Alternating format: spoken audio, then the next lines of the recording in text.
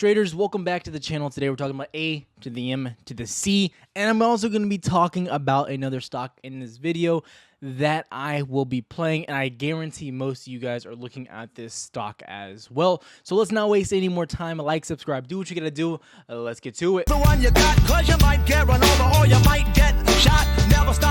So yesterday, if you watched my last previous video besides this one, you can actually see the overall charting for AMC going into next week, exactly where I want to see us opening up, which is about the 61.2 range. I want to see a very strong open within the first 30 minutes of market come Monday morning above 61.2. That will be above the VWAP, and it will also be above Friday's daily open, which are going to be two key levels that you're going to want to reclaim very quickly.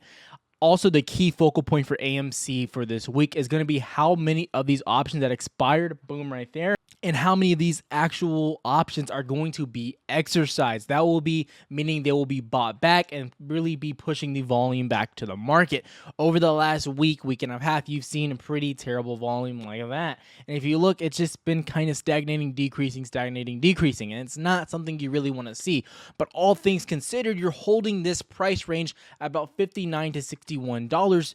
Very healthy. And the fact that you're holding this range with such pitiful volume, I mean, it's not terrible, but it's not great. I mean, we're not at the 40 millions like we were back in, March. However, we're still not in like even above $500 million, which maybe we're being a little greedy here. Maybe we're being a little childish and we're not being grateful for the moment. I do want to point out, holding this range, making higher highs over the past 4 weeks, it's pretty substantial and it's pretty great for the overall stock. And so if you have stock, there's no concern there. Long term, you're looking absolutely beautiful. But when it comes to options, you're going to want to see that volume increase, and you're going to see the intrinsic value and the implied volatility as well increase to really get those to make some money. Because you do know I do have a few 120 set out for July 2nd, and currently those are down about 25%, and it's not looking too hot for me. But the point of the channel is to be 100% transparent. So while I'm waiting on AMC and while I'm looking at that beautiful movement, I will have more updates coming out every single day.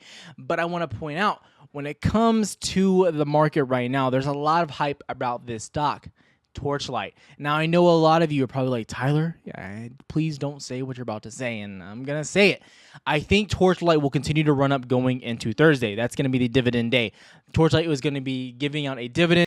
And sad to say, I anticipate quite a bit of selling post-dividend. I know I'm going to be a sad bear here. I'm a bull on AMC, but I am a big boo-boo the bear when it comes to Torchlight.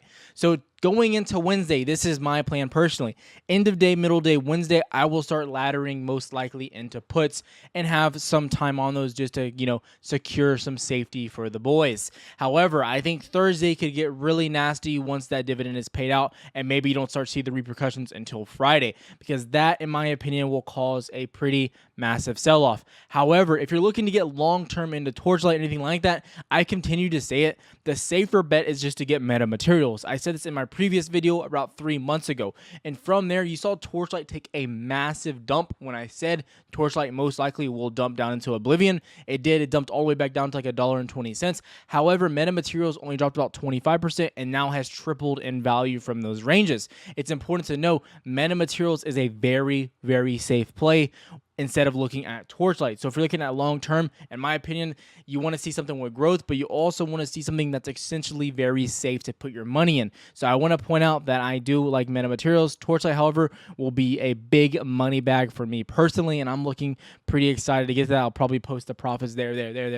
I don't know. I don't have them, so I can't post them, but we'll see in a few days, and maybe you'll be laughing at me for being a really sad bear. But let's go back to AMC, because that's really what you came here for. So I want to pull up a little bit on the chart, just bear with me. Let's just recover what we went over a little bit yesterday. Maybe you missed it. Not too many views on that one, so maybe you missed it. So let's go over the chart just for a sec. All right, so let's begin. This is where we had the big breakout last Friday. This is where we had the breakout and we held right here.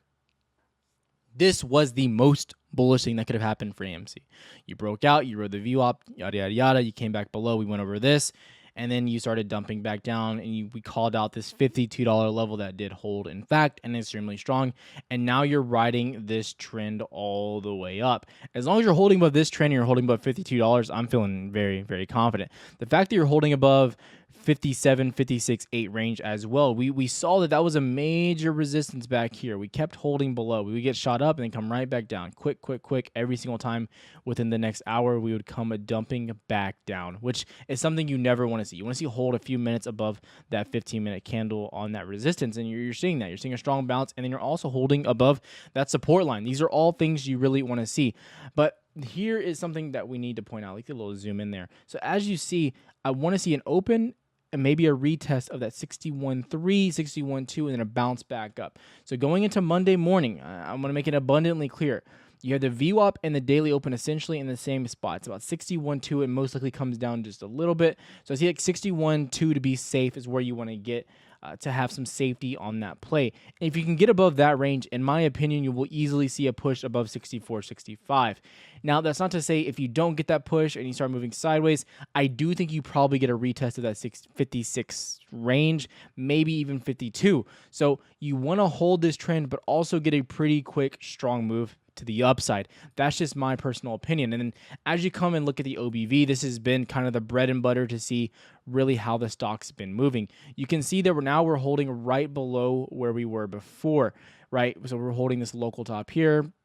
We kind of stagnated here, topped up again here. Bottom. It's kind of like an SR support right here. This was a support, came down, now it's a resistance. Can we break back above this? If we break back above this, again, it kind of secures the fact that we're going to start to move back to the upside. This is a shorter term chart, so I want that to be known as well. However, I do love the 15-minute for predicting intraday trades. It's typically the best chart just for me personally. Some people have better experiences, but overall. So what's the most bullish thing looking at here, okay? Now you're going to notice I'm not using MACD, RSI, or any of the EMAs. I keep the chart very simple because when you're looking at a chart moving based on momentum, in my opinion, looking at the MACD and those others are just going to be useless. And half the time when you're day trading, those are useless indicators, just in my opinion, personally. So this was the key focal point. And I mentioned on that bearish video that we did post, it wasn't really bearish, but it was saying that we were going to have a retracement, that this was the area that I was watching. And the fact that we bounced so strongly at $51.9, $52 was just the case for the bulls and why this was so strong. You actually had a double bottom there and another double bottom there. And you started to push right back to the upside. So the fact that you're holding that VWAP on the upside as well is just extremely comforting for me as well. Since I hold some stock, I do only have about 700 shares or a little bit above that. But with the options, the thing that's hurting you here is that you're getting these push up and then you're getting rejected and pushing right back down. So, you know, whereas before we were getting those pushes, we'd come and retest and we'd gap back up and keep killing, and that would make the IV start to just absolutely rip. And so right now you have to be a little bit more conservative with your options because you're getting hit so quick right now. And so you're getting a little bit of rejection. So that's not to say you should be just selling, getting out, or anything like that. You got to make your own decisions for yourself. But it's just putting me on guard with options. So when we get that IV push, that most of the time right now, I have to take profits pretty quick. As well, when it comes to stocks, I'm not really looking to take profits really at all right now. I'm just kind of holding and seeing what's happening. The only thing that will push me to be negative on the stock in the long-term sense will be is if Adam Aaron gets that vote for dilution, and that would be absolutely terrible.